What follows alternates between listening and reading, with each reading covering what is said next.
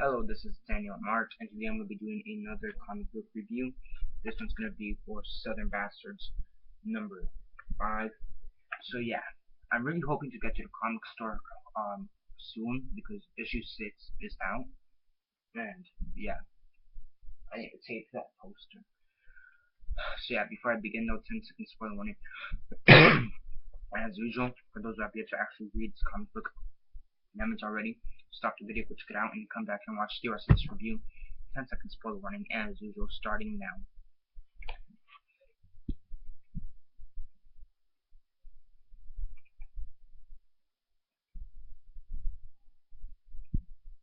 Okay, so 10 seconds are up. So for those that have yet to actually read this issue and haven't already, please don't comment down below or be messaging me. Then I'll be giving you a fair warning, as usual, I did. So Southern Bastards, number 5, Gridiron. What did I think of it? As usual, quick synopsis, likes and dislikes, and then narrate. So basically, after the events of the previous issue, which yes, they actually did kill off Earl Tubbs on issue 4. They actually did kill Earl Tubbs, which I didn't think they'd do that, but whatever.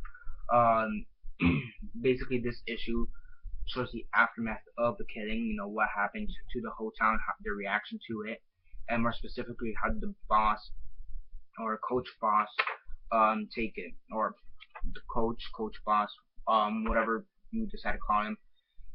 I don't think he has an official name. It's just coach or boss or big boss or something like that, or the coach boss. Yeah. Basically it's how everybody's taking the death of Earl Tubbs, also considering the fact that his father was one of a lead officer, a very popular officer before he was murdered. And so now his child, which is Earl Tubbs, he was murdered, and basically Coach, he was the one that killed him. So now he has to deal with the fact and the grief that he killed this man. The thing is that he feels different about this man. He found him as an equal of sorts, but he was a threat. So an equal, but at the same time a threat. This also does give us a bit more backstory to who the coach is and how he controls the whole city. And apparently, this death really has affected him a lot. Aside from just personal perspective, other people in the community are a bit more scared of him. I mean, they were always scared of him, but now they're like really scared of him, and people just don't know how to react to this guy anymore. So I really do like this new aspect of the story. Don't know if I like the character because he was a bit of an ass in the previous 4 issues, and he did kill the main character. So yeah.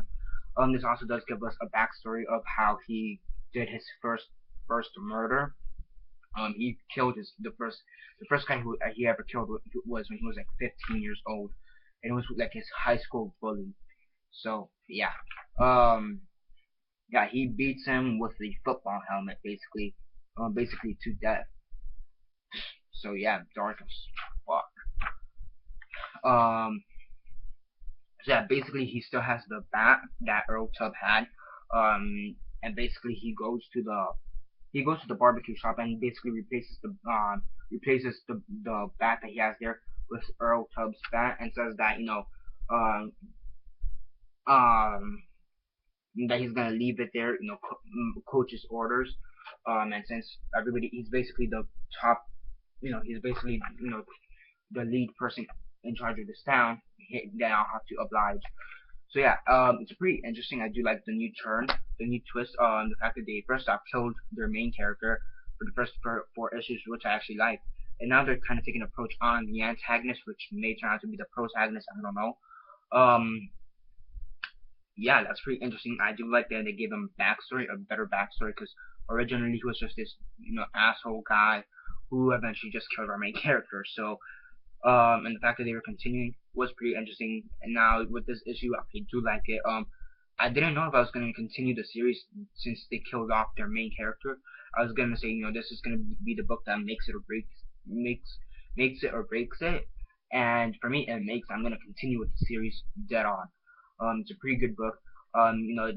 Now even though they killed off their main character, they still have the not knowledge, but they still have the ability to continue on with a good story, even with other characters that aren't really that fully developed. So yeah, I do respect them for that, and I really do like it for that. It's pretty interesting, and yeah. I mean, overall, it's a pretty good issue. Art, as usual, is good. The writing is good. Jason Aaron and Jason Latour.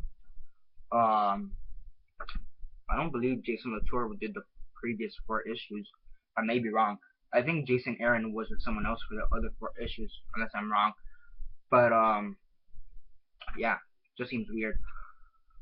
Um, or was I? So I mean, overall, it's a pretty good issue.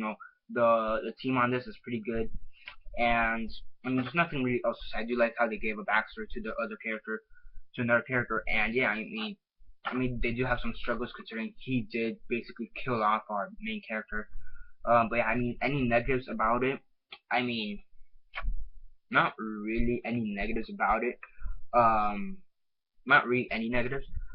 But it's not a perfect issue, even though there isn't any negatives. I do think they could have improved in some aspects. Maybe I wouldn't say they could have improved, but I do think that in the future they still need to explain a few more things about the character and as a whole as to where the story is going. Because at the end of the 4th issue, also you have Earl Tubbs' daughter, the daughter she calls, and I kind of want to see how she's gonna fit into this whole story because he did call her a bunch of times in the previous 4 issues. So how is she gonna fit in? That'd be very interesting. I do want to see her come back into the series.